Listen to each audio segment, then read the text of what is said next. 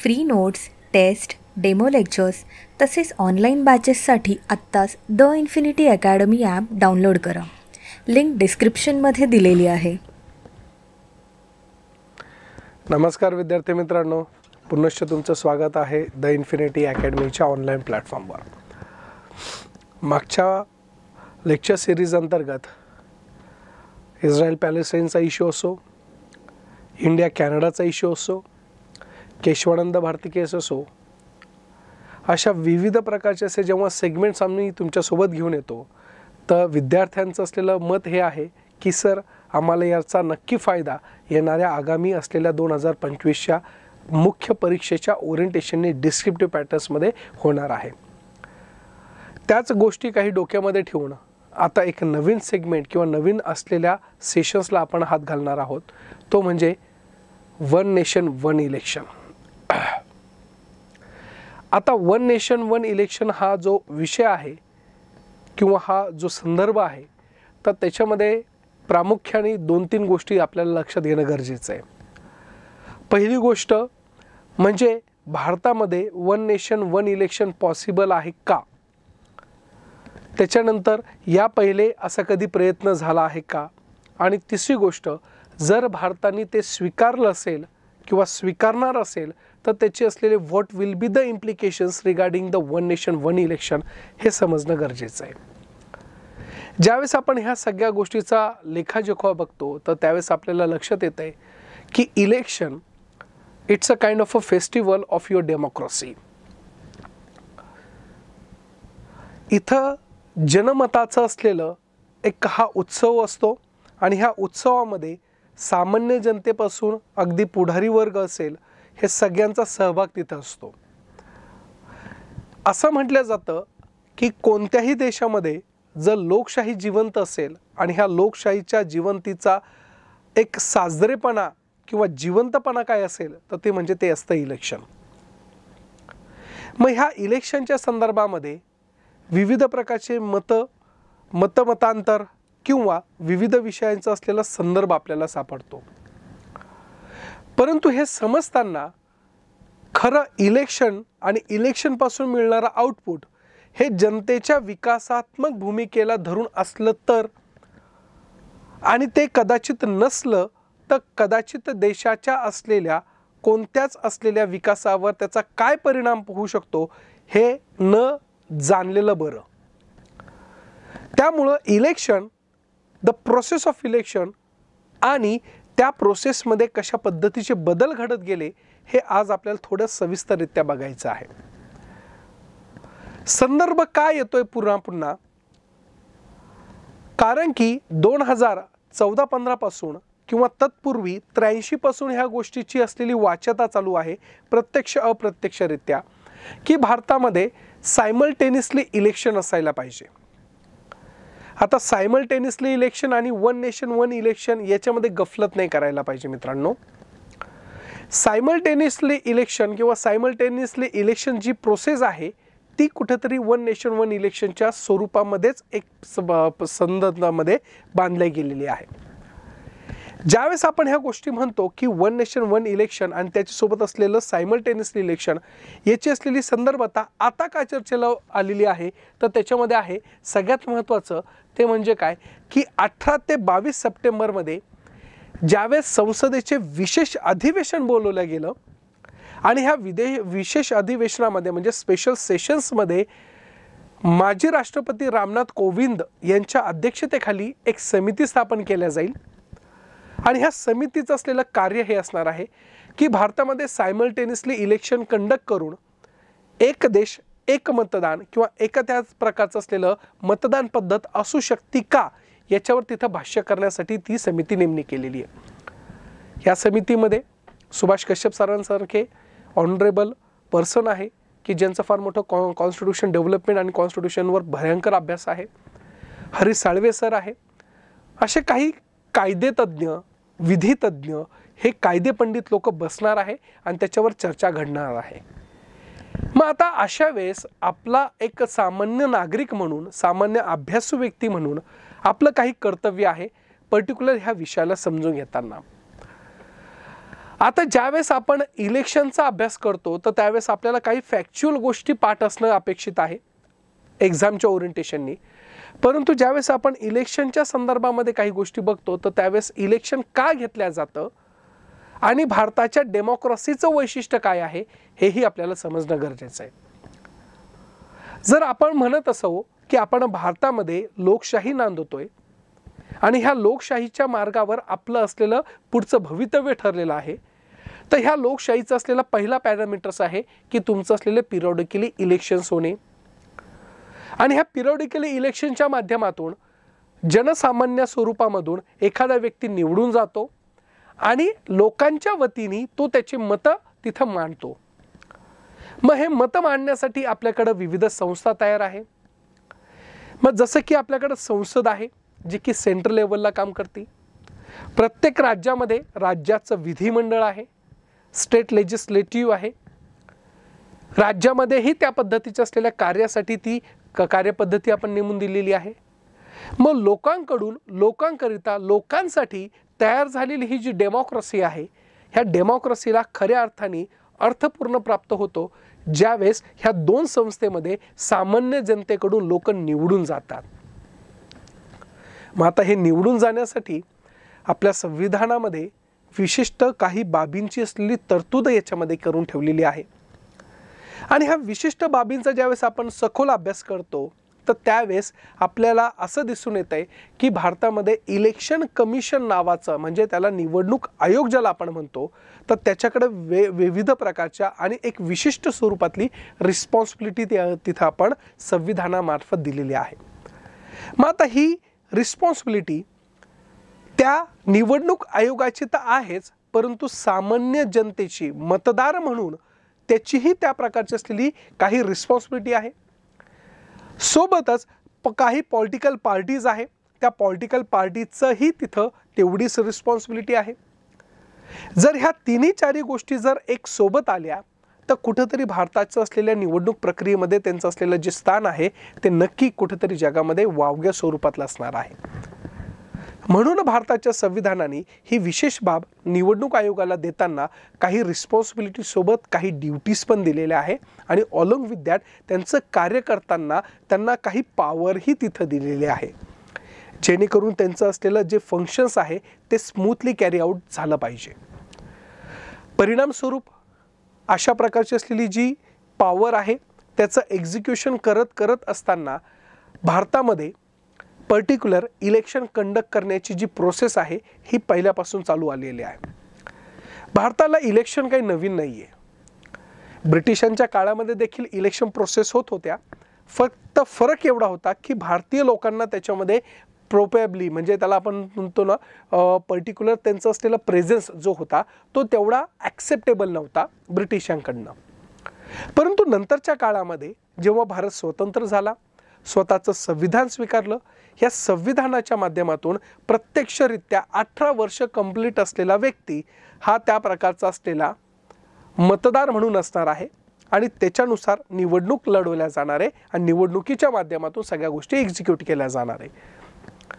18 वर्ष नंतर झालं, परंतु पहिले 21 वर्ष होतं. मग ह्या सगळ्या गोष्टी ज्यावेळेस आपण बघतो तर त्यावेळेस आपल्याला इलेक्शन कमिशन आणि त्याच्या माध्यमातून केलेल्या गोष्टी याचा सगळा संदर्भ आपल्या हातामध्ये येतो. मग तसं बघायला गेलं तर भारतामध्ये इलेक्शनची सुरुवात खऱ्या अर्थाने जर बघायला गेलं तर जेव्हा कॉन्स्टिट्यूशन असेंब्ली फ्रेम झाली आणि कॅबिनेट मिशन प्लॅन जेव्हा इंडियामध्ये एक्झिस्ट झाला, त्याच्यानंतर इंटरिम गव्हर्नमेंट तयार झालं 1947ला, तर त्याच्या माध्यमातून इंटरिम गव्हर्नमेंटच्या माध्यमातून खऱ्या अर्थाने भारतामध्ये एका प्रकारचं असलेलं स्वतंत्र अशा स्वरूपातलं राजकीय पक्षाची असलेली पायाभरणी होताना आपल्याला दिसून येते. राजकीय पक्ष ऑलरेडी पहिले होते आपल्याकडं, जसे की 1885 असलेला INC काँग्रेस होतं, परंतु त्याची असलेली खऱ्या अर्थाने महती ही आपली संविधान लागू झाल्यानंतर आपल्याला कळायला लागलं आणि त्याची पॉवर युटिलिटी ही खऱ्या अर्थाने 1951-52च्या काळानंतर कळायला लागलं. मग आपल्या सुरुवातीचा जो काळ होता तो अगदी खडतर होता. कारण काय? कारण की भारताला नुकतं स्वातंत्र्य भेटलं. 47-48ला लगेच पाकिस्तानसोबत युद्ध, फाळणी तर पहिले झाली परंतु फाळणीच्या नंतर लगेच युद्ध. याच्यामध्ये कुठेतरी भारताच्या असलेल्या ह्या लोकशाहीला वेगळ्या पद्धतीचं mould of operandi he properly भेटली नाही. नंतरच्या काळामध्ये ज्यावेळेस खऱ्या अर्थाने भारताला लोकशाहीची पायमुळं त्या प्रकारची रोवायची होती, तर त्यावेळेस कुठंतरी आपल्याकडं पॉलिटिकल पार्टी असावी आणि पॉलिटिकल पार्टीच्या माध्यमातून भारताचं सरकार एक कॉन्क्रीट स्वरूपात तयार व्हावं, की ज्याच्या माध्यमातून इलेक्शन जर कंडक्ट होत असेल तर उद्या चालून त्या इलेक्शनच्या स्वरूपातून लोकप्रतिनिधित्व येतील आणि लोकप्रतिनिधित्वाच्या माध्यमातून सरकार कायदा बनू शकतं, अशा प्रकारची सोय निर्माण करावी. अशा प्रकारच्या काही गोष्टी ठरवण्यात आल्या. ह्या हिस्ट्रीमध्ये ज्यावेळेस आपण डोकावतो तर त्यावेळेस आपल्याला काही गोष्टी तिथं लक्षात घेणं गरजेचं आहे. मग ह्या सगळ्या गोष्टीमध्ये त्यावेळेस त्या काळापासून एक राष्ट्र एक निवडणुकीची पद्धत तिथं लागू केली होती. मग आता एक राष्ट्र आणि एक त्या पद्धतीचं जी निवडणूक आहे म्हणजे वन नेशन वन इलेक्शन, तर नेमकं त्याचा अर्थ काय होतो आणि त्या काळामध्ये कसं होतं. तर आपल्याला माहिती आहे की आपल्याकडं फेडरलिझम आहे. फेडरलिझम म्हणजे काय की एका प्रकारचं असलेलं आपण म्हणू की आपल्याकडं सेंट्रल गव्हर्नमेंट आहे आणि त्या प्रकारचं असलेलं स्टेट गव्हर्नमेंट आहे. मग अशा वेळेस जर आपल्याकडं सेंट्रल गव्हर्नमेंट आहे आणि स्टेट गव्हर्नमेंट आहे, तर सेंट्रलचं इलेक्शन आणि स्टेटचं इलेक्शन म्हणजे सेंट्रलचं इलेक्शन म्हणजे काय तर लोकसभेचं असलेलं इलेक्शन आणि त्या प्रकारचं असलेलं तुमचं असलेलं विधान सभेचं म्हणजे किंवा राज्य विधिमंडळाचं, त्याला प्रॉपर वर्ड देऊ आपण, राज्य विधिमंडळाचं असलेलं इलेक्शन. त्याच्यामध्ये ही राज्य विधिमंडळाचा ज्यावेळेस आपण विचार करतो तर त्यावेळेस आपल्याला फक्त विधानसभा दिसतं आणि वरती आहे लोकसभा, की जिथं डायरेक्टली पार्टिसिपेशन कोणाचं असतं, सामान्य जनतेचं असतं. हे दोनच असलेले आहे. मग आता वन नेशन वन इलेक्शन तेव्हाही कसं होतं आणि आताही कसं आहे हे आपल्याला समजून घेणं गरजेचं आहे. मग त्यावेळेस ज्यावेळेस आपण बघतो तर 1951-52च्या काळामध्ये जेव्हा इलेक्शन घडत होतं तर ते वन नेशन वन इलेक्शनच्याहीच आधारावर घडत होतं. म्हणजे तिथंही लोकसभा आणि विधानसभेचं सायमल्टेनियसली इलेक्शन चालू होतं. मग सायमल्टेनियसली इलेक्शन म्हणजे ह्या शब्दाचाही अर्थ काय आहे. तर फॉर एक्झाम्पल मी आता इलेक्शनला गेलो, एका बिल्डिंगमध्ये गेल्यानंतर त्या प्रकारचं असलेलं मला त्या पर्टिक्युलर बिल्डिंग्समध्ये किंवा त्या असलेल्या रूममध्ये गेल्यानंतर माझ्यासमोर 2 तिथं टेबल ठेवल्या जाणार आहे. एका टेबलवर एकाचं मशीन असेल ते लोकसभेचं आणि दुसरं असणार आहे विधानसभेचं. मग मी तिथं ॲज अ पर्सन म्हणून पहिले लोकसभेचं इलेक्शनच्या स्वरूपामध्ये मी मतदान करेल किंवा विधानसभेच्या स्वरूपातलं असलेलं तिथे इलेक्शनमध्ये प्रेस बटन दबल. मग अशा स्वरूपामध्ये मी एकच व्यक्ती सायमल्टेनियसली आमदारांनाही निवडून देतो आणि सायमल्टेनियसली खासदारालाही निवडून देतो. मग अशा स्वरूपामध्ये ज्यावेळेस तुम्ही बघता तर त्यावेळेस आपल्याला लक्षात येतंय की पर्टिक्युलर ह्या सगळ्या गोष्टीच्या माध्यमातून हे आहे सायमल्टेनियसली इलेक्शन. मग हे 51-52च्या काळामध्ये त्या प्रकारच्या असलेल्या इलेक्शनच्या माध्यमातून काय होत होतं, घडत होतं. आणि ह्या घडलेल्या इलेक्शनच्या स्वरूपाच्या माध्यमातून ज्यावेळेस बघतो तर त्यावेळेस आपल्याला काय लक्षात येतंय की पर्टिक्युलर एखादा व्यक्ती तर सायमल्टेनियसली खासदारालाही आणि आमदारालाही काय करत होता, निवडून देत होता. मग हे निवडून देत्या वेळेस कुठंतरी त्या प्रकारचं असलेलं त्याच्या डोक्यामध्ये होत होतं की मला सायमल्टेनियसली यांनाही निवडून द्यायचं आहे आणि त्यांनाही निवडून द्यायचं. हे पहिले सुरुवातीच्या काळामध्ये चांगल्या पद्धतीने घडत होतं. का घडत होतं, कारण की त्या स्वरूपाच्या माध्यमातून त्यावेळेस असलेलं एकच पक्ष हा संपूर्ण भारतामध्ये राज्य करत होता. जसं की फॉर एक्झाम्पल आपण उदाहरण बघूया काँग्रेसचं. त्यावेळेस पंडित नेहरूंच्या असलेल्या पंतप्रधानाच्या असलेल्या अध्यक्षतेखाली संपूर्ण काँग्रेस हा जगत होता. आता त्यावेळेसचा काळ जर तुम्ही ऑब्झर्व करायला गेलं तर दुसरं असलेले स्थानिक स्वराज्य स्वरूपातले किंवा स्थानिक स्तरावरले असलेले पक्ष आढळून येणार नाही.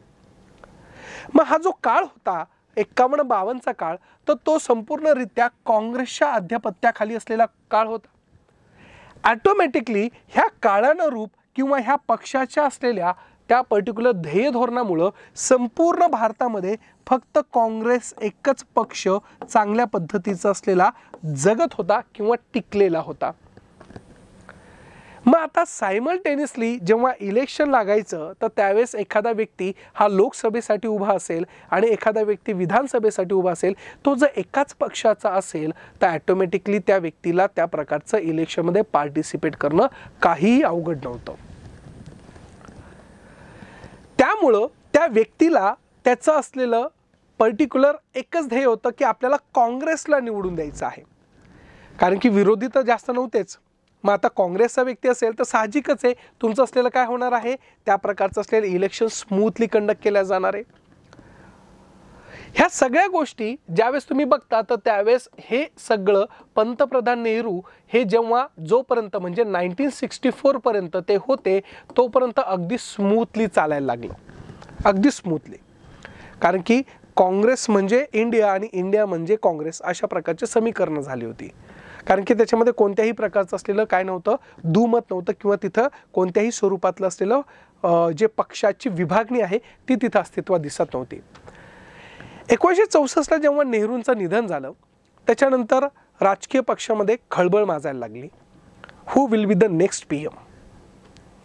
शर्यतीत होते मोरारजी देसाई, इंदिरा गांधींची आतमधून मनीषा होती की मला तिथं पंतप्रधान बनायचे, कारण की I am the successor of that Congress ना.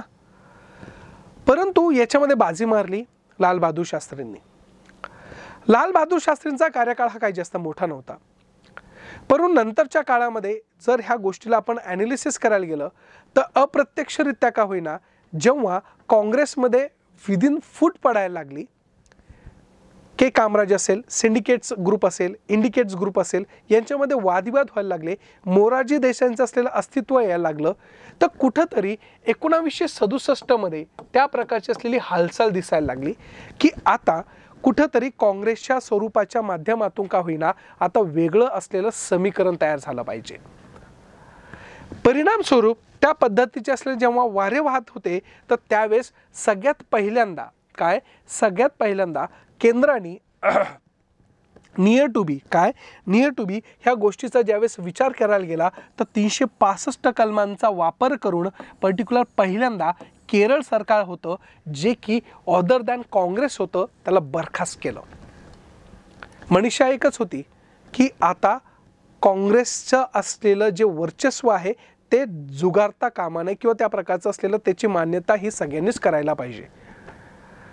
याच्या पहिलेही सेंट्रल गव्हर्नमेंटनी बऱ्यापैकी स्वतःची पॉलिटिकल पार्टीची आयडिओलॉजी थोपवण्याचा प्रत्येक ठिकाणी प्रयत्न केला, परंतु नंतरच्या काळामध्ये ह्या गोष्टीला कुठेतरी तडा भेटत गेले आणि तो तडा पहिल्यांदा भेटला त्या प्रकारच्या असलेल्या 1967ला. 1967ला ह्या प्रकारचं असलेलं केरळमध्ये नॉन काँग्रेस गव्हर्नमेंट जेव्हा इस्टॅब्लिश झालं तर त्यावेळेस कुठंतरी त्या प्रकारच्या असलेल्या गोष्टीला एक वेगळी साथ भेटायला गेली. पक्षाचं जे संघटन होतं नेहरूजींच्या काळामधलं ते कमी कमी होत गेलं. UP, बिहार, वेस्ट बेंगॉल, हरियाणा जो 66लाच तयार झाला होता, ह्या सगळ्या गोष्टीच्या माध्यमातून ज्यावेळेस तुम्ही ॲनालिसिस करता तर त्यावेळेस तुम्हाला असं दिसून येतंय की पक्षामध्ये आता फूट पडत चालली होती. मग फूट पडत चालत असेल तर काही लोकांनी स्वतंत्र राहून स्वतःचे स्वतंत्र प्रादेशिक पक्ष इथं स्थापन करायचा प्रयत्न केला. प्रादेशिक पक्षांची जेव्हा तिथं रेलचेल वाढत गेली तर हळूहळू प्रादेशिक पक्षांना तिथं स्थानिक लोकांनी जास्त त्या प्रकारचा सपोर्ट करायला लागले, कारण की स्थानिक लेवलचे प्रॉब्लेम्स स्थानिक लोकच जास्त प्रकारचं असलेलं समजू शकता ह्या भावनेनी प्रादेशिक पक्षाची असलेली जडणघडणीचा वाव हा जो काळ आहे तो कदाचित 65, 66, 67च्या पासून नंतर होतोय. जर तुम्ही ऑब्झर्व केलं असेल तर आपल्या महाराष्ट्रामध्ये शिवसेना देखील 1966चीच तयारी आहे.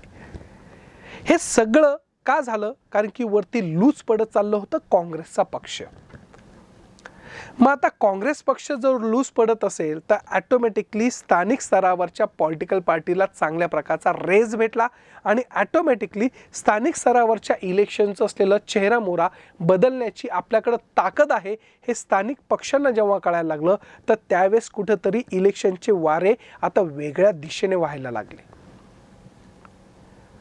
वेगळे अशा प्रकारे व्हायला लागले की ज्या पद्धतीच्या माध्यमातून तुमचं असलेलं तिथं पर्टिक्युलर जेव्हा इलेक्शन कंडक्ट केलं गेलं, जे की पहिले सेंट्रल आणि स्टेटचे इलेक्शन सोबत होतं, आता कुठंतरी त्या प्रकारचे असलेले ज्या स्वरूपामध्ये बरखास्त केलेले काही जे विधानसभा होत्या त्या विधानसभेचं इलेक्शन नंतरच्या काळामध्ये वेगवेगळ्या पद्धतीने व्हायला लागलं. सेंट्रलमधलं लोकसभेचंही इलेक्शन त्या प्रकारचं असलेलं कमी जास्त स्वरूपामध्ये व्हायला लागलं. नंतरचा काळ येतो तुमच्या आणीबाणीचा. ह्या आणीबाणीच्या काळामध्ये पर्टिक्युलर जी आपल्याकडं 5 वर्षासाठी लोकसभेचं असलेलं एक्सटेन्शन होतं सामान्यतः ते एक्सटेंड करण्यात आलं 1 वर्षांनी आणि त्या प्रकारचं असलेलं 1977 पर्यंत काय केलं ते वाढविण्यात आलं. मग अशा स्वरूपामध्ये तुमचं असलेलं हे जे सायमल्टेनियसली इलेक्शन चालू होतं ते प्रॉब्लेम काय होत गेले, त्या प्रकारचं असलेलं तिथं डिव्हिजन होत गेलं. सेंट्रलला कधी कधी पुढं न्यायचं, कधी कधी सेंट्रल त्या पाठीमाग आणायचा. 1967 वगैरे 68चा काळ बघा तुम्ही इंदिरा गांधीजींचा. ह्या इंदिरा गांधीजींनी सुरुवातीला काही म्हणजे स्वतःच्या असलेल्या अपेक्षा किंवा आकांक्षामुळं पर्टिक्युलर इलेक्शन प्रीपॉन केलं आणि नंतरच्या काळामध्ये इमर्जन्सीमध्ये तो पोस्टपोन केला. ह्या सगळ्या गोष्टीमुळं मिसमॅच होत गेलं सेंट्रल आणि स्टेटचे असलेले इलेक्शनमुळं. मग आता हे सगळं इलेक्शन ह्या सगळ्या गोष्टीच्या प्रॉब्लेमॅटिक्स होत गेल्यामुळं कुठंतरी सायमल्टेनियसली इलेक्शनचा असलेला जो संदर्भ आहे तो कुठं काय होत गेला, मागं पडत गेला. मग स्टेटचे इलेक्शन कंटिन्युअसली पुढे होत गेले, कारण की आपल्याकडं स्पेसिफाईडली सांगितलेलं काही आर्टिकल्समध्ये की 5-5 वर्षानंतरच होणार आहे आणि ह्या 5-5 वर्षानंतर होणाऱ्या प्रत्येक टेन्युअर्समध्ये तुम्हाला कोणत्याही प्रकारचं असलेलं मिक्सअप करता येणार नाही. मग आता सेंट्रलचं इलेक्शन वेगळ्या पद्धतीने, स्टेटचं इलेक्शन वेगळ्या पद्धतीच्या टेन्युअरच्या माध्यमातून सांगतोय मी. मग सेंट्रलचं इलेक्शन आणि स्टेटचं इलेक्शन हे सायमल्टेनियसली कधी होऊ शकलं नाही, परंतु नंतरच्या काळामध्ये ह्या गोष्टी जाणवायला लागल्या. ह्या जाणवता त्यावर अभ्यास करणारे काही गट होते आणि ह्या गटांच्या ओरिएंटेशननी ज्यावेळेस तुम्ही बघता तर त्या प्रत्येक गटाने, अभ्यासू गटाने सांगायचा प्रयत्न केला की सायमल्टेनियसली इलेक्शन घेत चला. एका देशासाठी एक इलेक्शन प्रोसेस तिथं असायला पाहिजे की ज्याच्या माध्यमातून उर्वरित भागामध्ये आपली जी वर्क इफिशियन्सी आहे ती प्रॉपरली एक्झिक्यूट करता येऊ शकते. मग अशा प्रकारचा सर्वात पहिले 1983 मध्ये निवडणूक आयोग जो होता आपला, इलेक्शन कमिशन्स, त्या इलेक्शन कमिशन स्वतःनी त्या प्रकारचा अहवाल जेव्हा सादर केला तर त्याच्यामध्ये एक झलक दाखवली किंवा एका प्रकारचं असलेलं तिथं मत मांडलं की आता परत एक वेळ आलेली आहे की कुठंतरी सायमल्टेनियसली इलेक्शन घ्यावं. त्याचे प्रोज काय आहे, कॉन्स काय आहे ते आपण बघणारच आहोत, परंतु अशा प्रकारचं असलेलं खुद इलेक्शन कमिशननी ह्या सगळ्या गोष्टीवर फोकस केलेला आपल्याला दिसून येते. त्याच्यानंतर आहे लॉ कमिशनचा अहवाल. मग लॉ कमिशनचा अहवाल 1999 तोही आपल्याला तो सांगतोय. त्याच्यानंतर संसदीय विशेषताई समितीचाही देखील अहवाल जो की 2015चा आहे तोही याच्यावर भाष्य करतो. आणि नुकतंच आत्ता त्या प्रकारचा असलेल्या पर्टिक्युलर 18वा जो आहे त्या प्रकारचा असलेला लॉ कमिशन्स आहे 2018चा तोही त्याच्यावर काय करतोय, भाष्य करतोय. मग आता आपण एक असलेल्या संदर्भामध्ये ज्यावेळेस आपण बघतो तर लॉ कमिशनचा असलेला जो अहवाल आहे त्याच्यावर आपण थोडं डिकोड करू. मग ह्या लॉ कमिशनचे असलेल्या अहवालाचे अध्यक्ष किंवा ह्या लॉ कमिशनचे असलेले अध्यक्ष त्यावेळेस असले होते BP जीवन रेड्डी होते. यांनी एक गोष्ट तिथं त्या प्रकारचं समजून सांगितलं किंवा त्या प्रकारच्या असलेल्या गोष्टीवर त्यांनी फोकस केला. त्यांचं म्हणणं काय होतं की दरवर्षी जे इलेक्शन्स कंडक्ट केल्या जातं आणि त्या इलेक्शनच्या स्वरूपामध्ये होणारा जो खर्च आहे तो अवाढव्यता आहेच, परंतु सोबत भारताची असलेली आर्थिक परिस्थिती ही चिरकाळ किंवा अशीच ज्या वर्षी तुम्ही इलेक्शन करताय किंवा दरवर्षी इलेक्शन करताय तर त्याच्यानुसार दरवर्षी तेवढीच असेल याची कधीही शास्त्रशुद्धता शाश्वत असू शकत नाही. परिणामस्वरूप तुम्ही जर सायमल्टेनियसली इलेक्शन घेत असाल तर त्याचा कुठंतरी त्या प्रकारचा नक्की फायदा होऊ शकतो आणि त्याचा असलेला उपयोग हा निवडणूक आयोग म्हणून किंवा लॉ कमिशन ऑफिसर म्हणून आम्ही तुम्हाला त्या प्रकारचं असलेलं तिथं सांगू शकतो. एवढं प्रखरतेचं मत ह्या प्रकारच्या असलेल्या ह्या कायदा आयोगाच्या असलेल्या रेड्डी साहेबांनी सांगितलेलं आपल्याला दिसून येते. आणि काल परवाच्या स्वरूपामध्ये जर तुम्ही बघायला गेलं तर आपल्याकडं त्या प्रकारचा असलेला नीती आयोग आहे आणि नीती आयोगानेही ह्यावर काय केलेलं आहे, भाष्य केलेलं आहे की अशा स्वरूपातलं असलेलं जर आपण प्रॉपरली जर खऱ्या अर्थाने जर आपण कॅल्क्युलेटिव्ह मेथडच्या माध्यमातून जर बघायला गेलं तर नियर टू बी आपल्याला असं दिसून येते की तब्बल आपल्या 30 वर्षांमध्ये एकही असा दिवस नाही किंवा एकही वर्ष असं नाही की जे इलेक्शन झालेलं नाही आहे. म्हणजे दरवर्षी इलेक्शन असतं. मग ते लोकल बॉडीचं इलेक्शन असेल, तुमचं आमदारकीचं इलेक्शन असेल किंवा लोकसभेचं इलेक्शन असेल किंवा प्रेसिडेंटचं इलेक्शन असेल, व्हाईस प्रेसिडेंटचं इलेक्शन असेल किंवा तुमच्या असलेल्या राज्यसभेचं किंवा त्या प्रकारचं असलेलं विधानसभा विधान परिषदचं असेल, कोणतंही इलेक्शन हे कंटिन्युअसली चालू आहे. म्हणजे 30 वर्षामध्ये आपला एकही वर्ष असा खंड पडलेला नाही आहे की तिथे विदाऊट इलेक्शनशिवाय आपला भारत देश चाललेला आहे. मग एवढं जर होत असेल, मान्य आहे की लोकसभा आणि विधानसभा याच्यामध्येच लोकांचं प्रात्यक्षिक स्वरूपामध्ये किंवा जनतेचं प्रत्यक्ष स्वरूपामध्ये काय होतंय तिथं इन्व्हॉल्वमेंट आहे. परंतु बाकीचेही इलेक्शन म्हटल्यावर आणि त्याचा असलेला जो खर्च हा सगळा जर आपण कॅल्क्युलेटिव्ह काढायला गेलं तर कदाचित असं मला वाटत नाही की तिथं खर्च लागत नसेल म्हणून. शेवटी ॲडमिनिस्ट्रेटिव्ह मेकॅनिझम आहे, त्या प्रकारच्या गोष्टीवर खर्च होणं अपेक्षित आहे. सिक्युरिटी असेल, बाकीच्या काही गोष्टी असेल, टर्मिनॉलॉजीज असेल किंवा त्या प्रकारची लॉजिस्टिक काही गोष्टी असेल, ह्या तर गोष्टी होणारच आहे. पोलीस डिप्लॉईंग आहे, CRPF डिप्लॉईंग आहे. ह्या सगळ्या गोष्टी जेव्हा आपण बघतो तर त्यावेळेस भारताचा प्रत्यक्ष किंवा अप्रत्यक्षरित्या जर 30 वर्षामध्ये जर आपण कंटिन्युअसली तिथं खर्च बघायला गेला तो वाढत गेलेला आहे. याच्यामध्ये शाशंक आपल्याला तिथं दिसून येत नाही. मग अशा स्वरूपातला संसदीय स्थायी समितींनी देखील अहवाल पाठवला. मग त्याच्यामध्ये काय सांगितलं की पर्टिक्युलर की तुमच्या असलेल्या ह्या स्वरूपामध्ये जर डॉक्टर EM सुदर्शन यांचा निश्चयीपण यांचा जर आपण संदर्भ घेतला तर त्यावेळेस आपल्याला दिसून येते की पर्टिक्युलर स्वतंत्र निवडणुका आयोजित करण्यासाठी केला गेलेला काय आहे, प्रचंड खर्च आपल्याला तिथे दिसून येतोय. सोबतच ज्यावेळेस तुम्ही निवडणुका लावता तर त्यावेळेस तुमची असलेली मॉडल कोड ऑफ कंडक्ट जेव्हा आचारसंहिता म्हणता तर त्या स्वरूपाच्या माध्यमातून त्या आचारसंहितेचं पालन करण्यासाठी तुम्हाला काही स्टेट मेकॅनिझम किंवा सेंट्रल मेकॅनिझमचं एक्झिक्युशन करणं गरजेचं असतं. ह्या स्वरूपामध्ये पर्टिक्युलर तुमचं असलेलं जे धोरण आहे त्या धोरणामध्ये कुठेतरी पॉलिसी पॅरलायझिंग होत असते. फॉर एक्झाम्पल तुम्हाला उदाहरण देतो. ज्यावेळेस आपल्याकडे इलेक्शन डिक्लेअर होतं तर इलेक्शन डिक्लेअर झाल्यानंतर आपल्याकडे आचारसंहिता लागू होत्या. मग ह्या आचारसंहिता जेव्हा लागू होत्या तर आचारसंहितेमध्ये गव्हर्नमेंटला कोणत्याच स्वरूपाच्या माध्यमातून कोणत्याच स्वरूपाच्या असलेल्या संदर्भातून स्वतःच्या गव्हर्नमेंटची पॉलिसी इश्यू करता येत नाही. असलेल्या पॉलिसी मेकिंगला किंवा असलेल्या पॉलिसीला इम्प्लिमेंटेशन करता वेळेस तुम्हाला त्या प्रकारचं असलेलं हतबल व्हावं लागतं. जो गरजू व्यक्ती आहे, ज्या गरजू व्यक्तीची गरज आहे त्या व्यक्तींपर्यंत त्या सगळ्या गोष्टी पोहोचत नाही. मग हे जर सगळं होत असेल आणि हे दरवर्षी जर तुमच्याकडे इलेक्शन येत असेल तर याच्यामुळं पॉलिसी पॅरलायझिंग होणं हे साहजिकच असणार आहे. मग तुमचे धोरण तुम्ही तयार केलेली ह्या धोरणाची असलेली अनुभूती ह्या लोकांसाठी बनवलेलं आहे. जर ते लोकांपर्यंतच पोहोचत नसेल, जर कंटिन्यू तुमच्या इलेक्शनमुळं आचारसंहिता लागत असेल तर काय फायदा आहे ना. हा एक मेजर प्रॉब्लेम आहे. दुसरा मेजर प्रॉब्लेम येतो तो म्हणजे काय की तुमच्या असलेल्या पर्टिक्युलर ज्या पद्धतीने तुम्ही गव्हर्नन्स करणार आहे त्या गव्हर्नन्सच्या माध्यमातून तुमच्या असलेल्या ह्या सगळ्या गोष्टीचं एक्झिक्युशन करता वेळेस तुम्ही टीचर्सला तिथं इलेक्शन ड्युटी लावताय. असं म्हटलं जातं, ह्या आयोगाच्या अहवालामध्ये तेच गोष्टी सांगितलेल्या आहे. तमिळनाडूच्या गव्हर्नमेंटच्या असलेल्या टीचर्स असोसिएशननी त्या प्रकारचं पत्र पाठवलं होतं इलेक्शन कमिशन ऑफ इंडियाला आणि सांगितलं काय होतं, we are the teachers, we are not a election commissioners और we are not a election employees.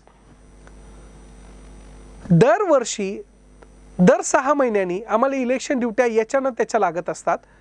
आमचं बेसिकली प्रॉब्लेम काय की आम्हाला एज्युकेशन द्यायचं आहे विद्यार्थ्यांना, आम्हाला एज्युकेशनच्या माध्यमातून विद्यार्थी घडवायचे, ना की एज्युकेशनच्या किंवा ह्या इलेक्शन ड्युटीच्या माध्यमातून आम्हाला त्या प्रकारचा असलेला लोकप्रतिनिधी घडवायचा आहे. गरज नाही आहे, ते त्यांचे घडतात.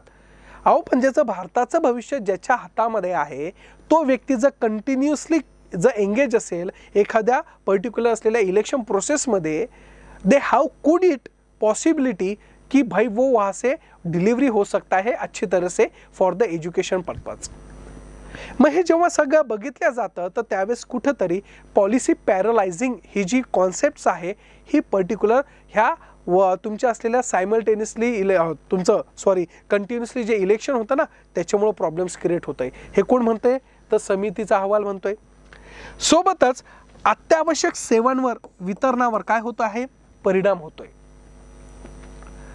आज गरीब लोकांसाठी आपण पीडीएस सिस्टीम चालू केलेली आहे आणि ह्या पीडीएस सिस्टीमच्या माध्यमातून एखाद्या व्यक्तीला किंवा नैसर्गिक आपत्ती आली आणि नैसर्गिक आपत्तीच्या माध्यमातून त्या व्यक्तीला ती गरज आहे आणि ती गरज जर शासनामार्फतच देणार असेल आणि ती जर भेटली नाही तर का आचारसंहिता चालू आहे म्हणून. मग अशा ज्या आवश्यक गोष्टी काही असतात तर त्या गोष्टीवर काय पडू शकतो ताण पडू शकतो. का तर फक्त पर्टिक्युलर कंटिन्युअसली इलेक्शन आहे त्यामुळं. मग हा अहवाल तो सांगतोय. आज आपण बघतोय की सीआरपीएफ आहे, सीआरपीएफला कंटिन्युअसली त्याच्या असलेल्या ज्या अत्यावश्यक सेवेसाठी त्याला नेमणूक केल्या जाते ते सगळं सोडून त्या पर्टिक्युलर मतपेटींच्या बाजूला भोवती फिरावं लागतंय.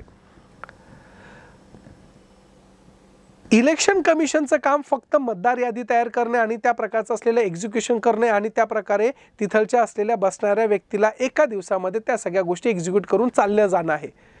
परंतु याची पहिली जी प्रायर गोष्ट आहे जसं की तिथं सगळं जाऊन बघणं, त्या स्वरूपाच्या माध्यमातून तिथं अवतीभोवती असलेलं सगळं गोष्टीची असलेली चौकशी करणं, सोबत तिथं सिक्युरिटी पर्पज काय आहे, नॉन सिक्युरिटी पर्पज काय आहे, ह्या सगळ्या गोष्टीचा असलेला अहवाल तयार करणं, ते झाल्यानंतर इलेक्शन होईपर्यंत तिथं थांबणं, इलेक्शन झाल्यानंतर मतदार या पेट्या तयार करून प्रॉपर जागेवर नेऊन सोडणं, it's not a simple things ना. मग हे जेव्हा सगळं बघतो तर त्यावेळेस कुठंतरी ह्या स्थायी संसदीय समितीच्या अहवालाने ह्याच गोष्टीवर फोकस केलेला आहे की मूळ उद्देशाकडे आपलं दुर्लक्ष केलं जात आहे कंटिन्युअसली जर इलेक्शन आपल्याकडे इंडियामध्ये होत असेल तर. मग ह्या समितींचं तेच म्हणणं आहे, ह्या अहवालांचं तेच म्हणणं आहे की आता सायमल्टेनियसली इलेक्शन घेणं गरजेचं आहे. सोबतच त्या प्रकारच्या असलेल्या त्या काळामध्ये तैनात झालेल्या महत्त्वपूर्ण मनुष्यबळावर अनावश्यकरित्या आपला कसला खर्च वाढत चाललेला आहे आणि या खर्चाच्या पोटी जर तुमचं असलेलं इलेक्शन हे जर आउटपुट रेशो भेटत नसेल तर काही फायद्याचं नाही आहे. जर आपण आकडेवारीमध्ये बघायला गेलं तर नियर टू बी 60 to 64% फक्त तुमच्या डेमोक्रेसीमध्ये पार्टिसिपेटरी डेमोक्रेसीचा रेशो दिसतोय. मी तरी डिलिबरेटिव्ह डेमोक्रेसीचा रेशोने काढला बरं. There has to be a difference between participatory democracy आणि deliberative democracy. There has to be a differences आणि तो डिफरन्स आहे. मी फक्त पार्टिसिपेटरी डेमोक्रेसीबद्दल बोलतोय. पार्टिसिपेटरी म्हणजे they are participate by hook by crook का होईना पण ते पार्टिसिपेट करतात. डिलिबरेटिव्ह म्हणजे फार वेगळी पद्धत आहे, त्याला फार इंटेलेक्च्युअलनेस लागतो, लोकांमध्ये अवेअरनेस लागतो, जे की US मध्ये आपल्याला दिसून येतोय. USA मध्ये काय डेलिबरेटिव्ह पार्टिसिपेटिव्ह डेमोक्रेसी आहे, आपल्याकडे नाही आहे. पार्टिसिपेटिव्ह डेमोक्रेसी आहे, त्याच्यामध्ये फक्त 60 to 64% तुमचा रेशो दिसतोय. म्हणजे एवढा आपण कुटाणा करतोय, एवढ्या सगळ्या गोष्टीवर आपण खर्च करतोय, एवढ्या सगळ्या गोष्टीचा मेकॅनिझम युटिलाइज करतोय आणि बाई हमारे पास आउटपुट कितना निकल रहा है only 60 to 64%. It's not as compare to investing our time, money and man powers and we are getting the this kind of a reflections within the democracy. हा दिसत नाहीये. दुसरी गोष्ट मनुष्यबळाचा जेव्हा संदर्भ येतो तर त्यावेळेस आपल्याकडं हेही असं बोललं जातं की आपण भले की त्या प्रकारचा पार्टिसिपेशन रेट भले की तो म्हणत असेल परंतु त्याच्या माध्यमातून पर्टिक्युलर त्याचा असलेला आउटपुट रेशो किती आहे हाही बघितला पाहिजे. कारण की सायमल्टेनियसली इलेक्शनमुळे ह्या सगळ्या गोष्टी चॅनलाइज होऊ शकतात आणि ह्या सगळ्या गोष्टी जर प्रॉपरली केल्या तर कुठेतरी त्याच्या इंडियामध्ये काय होणार आहे बेनिफिट होणार आहे. त्याच्यानंतर 2018चा असलेला हा लॉ कमिशन त्यांनीही ह्याच गोष्टीवर फोकस केलेला आहे. त्या प्रकारच्या असलेल्या गोष्टीच्या माध्यमातून यांनीही वारंवार त्या सगळ्या गोष्टीवर काय केलेले आहे चर्चा केलेली आपल्याला दिसून येते. मग आता नेमकं ह्या वन नेशन वन इलेक्शनचे फायदे आहे का हे आपल्याला लक्षात घेण्याचं असेल तर याला आपण थोड्याशा वेगळ्या पद्धतीने आपण तिथं बघू शकतो. मग याच्यामध्ये सगळ्यात महत्त्वाचं वन नेशन वन इलेक्शनचे फायदे तुम्हाला काय आहे हे समजणं गरजेचं आहे. आता फायद्यापेक्षा वन नेशन वन इलेक्शन कधी एक्झिक्यूट होऊ शकतं हेही लक्षात घेणं गरजेचं आहे. आज आता असं समजलं जातं की BJP आणि BJPचं असलेलं सेंट्रलमधली असलेली पॉवर, ही पॉवर आता पर्कोलेट होत चालली आहे खालच्या स्टेट लेवलपर्यंत. जर आपण एक्झाम्पल काही जर सोडले तर जसं की कर्नाटक आहे. कर्नाटक राज्यामध्ये त्यांना कुठंतरी अपयशाच्या असलेल्या पायरीवर बघावं लागलं स्वतःला. परंतु मोस्ट ऑफ द कंट्रीचे जेवढे स्टेट आहे त्या स्टेटमध्ये BJPचं वर्चस्व आहे. मग कदाचित आता ह्या सेंट्रल लेवलला आपली पॉवर आहे, स्टेट लेवलला ही आपली पॉवर येऊ शकते. ह्या आमिषाने का होईना पण वन नेशन वन इलेक्शनचं असलेलं जे प्रोसिजर आहे तर त्याच्या माध्यमातून सायमल्टेनियसली इलेक्शन एक्झिक्यूट होऊ शकतं का, याच्यावर जेव्हा चर्चा केल्या जाते तर त्याचे फायदेही आपल्याला लक्षात घेणं गरजेचं आहे. आता खूप लोक म्हणताय की याच्या फायद्याच्या संदर्भामध्ये फायनान्शियल आहे, परंतु माझ्या मते तरी फक्त फिनान्शियल हा एक कॉम्पोनंट नाही आहे तो असं नाही आहे, परंतु बाकीच्याही कॉम्पोनंट्सला तुम्हाला हात लावता आला पाहिजे. मग त्याच्यामध्ये पहिला येतो तो म्हणजे न नांदा ध्यान त्या प्रकारच्या असलेल्या संदर्भामध्ये पैशाचा. मग आता आपण बघायला गेलं तर त्या प्रकारचा असलेला सगळ्यात मोठा खर्च हा कशावर होतो, निवडणुकीवर होतो. मग त्या स्वरूपामध्ये जर आकडेवारी बघायला गेलं तर लोकसभा निवडणुकीमध्ये 2019च्या तब्बल त्या प्रकारचा 60,000 कोटी रुपयापर्यंत काय झालेला आहे, खर्च झालेला आहे. जर आज आपण बघायला गेलं एखाद्या खासदाराचं इलेक्शन असेल तो नियर टू बी नाही म्हटलं तरी डोळे झाकून 10 CRच्या वरपर्यंत खर्च जातो. एक ॲप्रॉक्सिमेटली फिक्स नाही आहे, प्रत्येकजण करता असं पण नाही आहे, परंतु एक आपण सामान्य स्वरूपामध्ये एक आपण सामान्य व्यक्ती आहोत, जर अंदाज लावला तर 10 कोटी आहे खासदाराचं. आमदारकी जाते तुमची 5 ते 7 कोटीमध्ये. मी हे खूप मिनिमम लेवलला घेतोय. आता कदाचित माझ्यापेक्षा तुम्ही जाणकार असणारे ग्राउंड लेवलवर किती खर्च होतो काय. कधी कधी असंही होतं झेडपी असेल किंवा तुमचं असलेलं पंचायत समिती ग्रामपंचायत याच्यामध्ये इलेक्शनमध्ये 1 कोटी 2 कोटी सहज आता खर्च केला जात आहे. मग हा खर्च जर वार्षिक स्वरूपामधला जर तुमच्याकडे असेल म्हणजे 2019 मध्ये फक्त एकाच इलेक्शनच्या म्हणजे लोकसभेच्या इलेक्शनमध्ये 60,000 कोटी खर्च होत असेल, हा ऑफिशियल डेटा आहे. अनऑफिशियली जर बाकीचं बघायला गेला खर्च इंडिव्हिज्युअल तर तो भयंकर असणार आहे. आता इंडियामध्ये एक प्रॉब्लेम काय, आपल्याकडं खर्च केला जातो तो म्हणजे इंडिव्हिज्युअल लेवलला आणि दुसरं असतं स्टेट फंडिंग. हा एक नवीन कॉन्सेप्ट आहे, याच्यावर मी कधीतरी लेक्चर घेईल. स्टेट फंडिंग असायला पाहिजे की नाही. आपल्या इंडियामध्ये जेवढे पॉलिटिकल पार्टी आहे ते पॉलिटिकल पार्टीला फंडिंग येत असते. ती फंडिंग एक तर इंडिव्हिज्युअल व्यक्ती देत असतो किंवा कोणत्या तरी प्रकारच्या संस्था त्यांना पैसा देत असतात. मग आता संस्था पैसा देत असतात, मग ह्या संस्था कोणत्या असतात, मोठमोठ्या स्वरूपातले असलेले ज्यांच्याकडे काय आहे, पैसा आहे. मग आता तुम्ही नवीन शब्द पण ऐकत असाल, हा शब्द फार जुना आहे तसं म्हणायला गेलं तर, क्रॉनिक कॅपिटलिझम. आता क्रॉनिक कॅपिटलिझम काय आहे तर क्रॉनिक कॅपिटलिझम म्हणजे काय की जे प्रस्थापित सरकार आहे ते सरकार पर्टिक्युलर काही जे बिझनेसमन आहे त्या बिझनेसमनला त्यांच्या फेवरेबल पॉलिसी क्रिएट्स करण्यासाठी त्यांचे फेवरेबल्स काही गोष्टी वातावरणाची निर्मिती करतात. मग अशा प्रकारचं हे क्रॉनिक कॅपिटलिझम आपल्याकडे डे बाय डे वाढत चाललेलं आहे. मग अशा स्वरूपामध्ये इंडिव्हिज्युअल व्यक्ती असेल किंवा संस्था असेल यांच्या माध्यमातून आपल्याकडं ह्या पॉलिटिकल पार्टीज रन करतात. मग यांना असंख्य स्वरूपामध्ये जो पैसा भेटतो तो पैसा भेटलेल्या पॉलिटिकल पार्टी काय करतो, एक्सपेंडिचर करणार आहे. आणि हा एक्सपेंडिचर करत असेल तर हे जे आकडे दिसत आहे 60,000 कोटी तर याच्याही रिअल आकड्यामध्ये जर आपण गेलं तर बियॉन्ड 60,000 कोटीपेक्षाही जाण्याची काय आहे, भीती निर्माण होती. जर तुम्ही ऑब्झर्व केलं असेल तर सॉव्हरेन गोल्ड बॉन्ड स्कीम किंवा त्या प्रकारचं असलेलं पर्टिक्युलर इलेक्शन बॉन्ड जी स्कीम आहे त्या इलेक्शन बॉन्ड स्कीमच्या माध्यमातून आपला गव्हर्नमेंटने आता सांगितले जर तुम्हाला पॉलिटिकल पार्टीला फंडिंग करायचं असेल तर इलेक्ट्रॉल बॉन्ड विकत घ्या आणि त्या पद्धतीने आमच्या पॉलिटिकल पार्टीला तिथं पेमेंट करा. त्याच्यामध्ये नाव डिस्क्लोज केलं जाणार नाही आहे. मग हे जर होत असेल तर ट्रान्सपरन्सी आणण्याचे आपण प्रयत्नच आहे, याच्यामध्ये काही वावगं नाही आहे किंवा चुकीचं नाही आहे. तर अशा वेळेस अशा प्रकारच्या गोष्टीच्या माध्यमातून पैसा किती येतोय आणि एक्सपेंडिचर किती होतोय याची आकडेबद्धता ही आपल्याकडे येऊ शकते. मग त्यामुळं जर आपण सायमल्टेनियसली किंवा एकाच दिवशी एकाच इलेक्शनच्या स्वरूपामध्ये जर आपण घेतलं तर कदाचित त्याचा बेनिफिट होऊ शकतो की कॉस्ट कटिंग आपली त्या प्रकारचं काय होऊ शकते, कमी होऊ शकते. मग कॉस्ट कटिंगमध्ये सगळ्यात महत्त्वाचं काय होतं की एकाच दिवशी एकाच वेळेला इलेक्शन घेणं पॉसिबल आहे का, हा सगळ्यात मोठा प्रॉब्लेम आपल्या भारतासमोर आहे. आता जर उदाहरण द्यायला गेलं तर आंतरराष्ट्रीय स्तरावर ब्रिटन असेल किंवा त्या प्रकारचं असलेल्या स्वरूपामध्ये अमेरिका असेल तर ह्या राज्यांमध्ये ह्या राष्ट्रांमध्ये काय केलं जातं, वन डे, इथं तर वेगळा प्रकार आहे बरं, लक्ष ठेवायचा. तिथं वन डे इलेक्शन असतं, one day one nation election असतं. काय असतं, one day one nation election. एकाच दिवशी जायचं, एक व्यक्ती असणार, त्याच्यासमोर असा हॉल असणार, एक हॉल राष्ट्रपतीच्या इलेक्शनसाठी वोटिंग करायचं, तिथं बटन दाबायचं. दुसऱ्या हॉलमध्ये जायचं, व्हाईस प्रेसिडेंटसाठी इलेक्शन आहे, पुढं जायचं, त्या प्रकारचा हाऊस ऑफ रिप्रेझेंटेटिव्ह तिथे इलेक्शन करायचं, पुढं जायचं, लगेच सिनेटचं इलेक्शन आहे, लगेच तिथं बटन दाबून यायचं. त्या प्रकारचं लोकल बॉडी लगेच तिथं. म्हणजे एकदा तो मॉलमध्ये घुसला तर त्या प्रकारचं सगळं करत सगळं वोटिंग करत, म्हणजे पार प्रेसिडेंटपासून तर लोकल बॉडीपर्यंत सगळंच एकाच दिवशी वन डे वन इलेक्शन. म्हणजे 5 वर्षामध्ये 4 वर्षामध्ये एकदाच निघायचं घराच्या बाहेर आणि वोटिंग जाऊन करून आणायचं.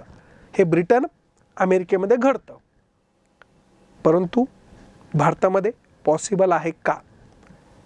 तेवढे लोक सुशिक्षित आहे, तेवढं ॲडमिनिस्ट्रेटिव्ह मेकॅनिझम त्यांच्याकडं आहे, तेवढं त्या प्रकारच्या असलेल्या सगळ्या गोष्टीची असलेली उपलब्धता त्यांच्याकडे आहे. त्यामुळं ह्या सगळ्या गोष्टी तिथं पॉसिबल होऊ शकतात. काही लोक तिथं त्या प्रकारचं असलेलं उदाहरण देतात, अमेरिकेमध्ये होतं मग भारतामध्ये काय होत नाही हो सकता है. डेमोग्राफिक डिविडेंड अलग है उनका और हमारा, वहाँ पे इंटेलेक्चुअलनेस अलग है, तिथं इकॉनॉमिकल कॅपॅसिटी बियॉन्ड आहे, तिथं मेकॅनिझम वेगळ्या पद्धतीने रन होतं. मग भारतामध्ये हे पॉसिबल आहे का सध्या? तर सध्या तर पॉसिबल असं वाटत नाही, असंही दुसऱ्या जाणकारांचं मत आहे. पण हे केलं तर आपला पैसा वाचणार आहे. सोबतच त्या प्रकारचा असलेला ह्या खर्चामध्ये निवडणूक आयोगाचा स्वतःचा खर्च हा 50,000 कोटी रुपयांचा समावेश असलेला आपल्याला इथं दिसून येतोय. म्हणजे स्वतः इलेक्शन कमिशनचाही खर्च याच्यामध्ये वाढलेला आहे.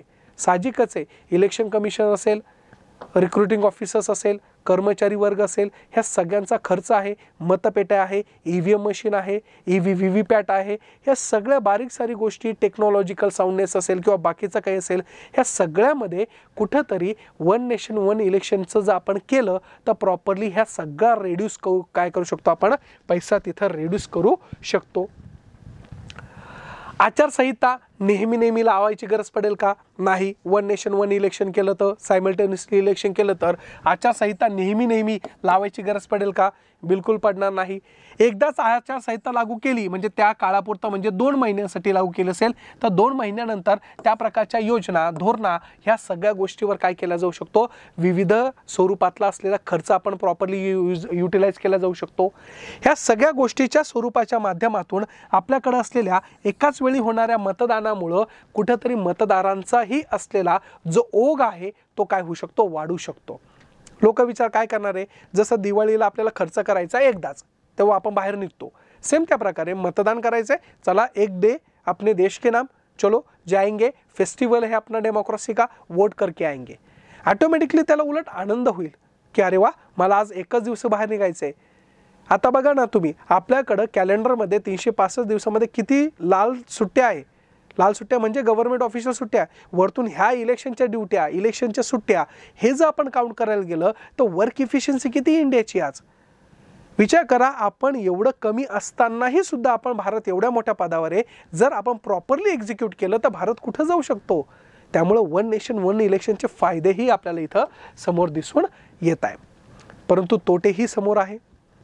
सगळ्यात मोठा तोटा किंवा सगळ्यात मोठा अडथळा, तोटा म्हणायच्या ऐवजी मी अडथळा म्हणाले या शब्दाला, अडथळा आहे तो म्हणजे काय, सगळ्यात मोठी म्हणजे घटना दुरुस्ती. फायनान्शियल प्रॉब्लेम सोडून द्या हो, फायनान्शियल प्रॉब्लेम्स आपण भरून काढू शकण्याची ताकद भारतामध्ये आता निर्माण होती. ती होईल, आज ना उद्या होईल ती. परंतु त्या सगळ्यात महत्त्वाची गोष्ट म्हणजे ज्याच्यावर आपलं संपूर्ण देश चालू आहे ती म्हणजे भारताचं संविधान. आणि ह्या संविधानामध्ये आपल्याला वेळोवेळी काय करावं लागू शकतं, तर घटना दुरुस्ती करावं लागू शकते. मग एकाच वेळी जर तुम्हाला निवडणुका राबवायची असेल तर त्या संविधानामधले असलेले महत्त्वाचे कलम आहे, जसे की कलम 83 सब क्लॉज 2 आहे. त्याच्यानंतर कलम 172 आहे, कलम 85 आपल्याला इथं दिसून येत आहे. मग ह्या कलमांचा जेव्हा आपण विचार करतो तर त्यावेळेस कुठंतरी आपल्याकडं फेडरलिझम याचा असलेला संदर्भ इथं लक्षात येतो. फेडरलिझम म्हणजे the relation between the central आणि स्टेट. तो काळ वेगळा होता जिथं सायमल्टेनियसली इलेक्शनच्या स्वरूपाच्या माध्यमातून कोएक्झिस्टली सगळ्या गोष्टी प्रॉपर होत होत्या. परंतु आता जर बदल करायचा असेल तर ऑलरेडी काही स्टेटचं इलेक्शन होऊन गेलेलं आहे.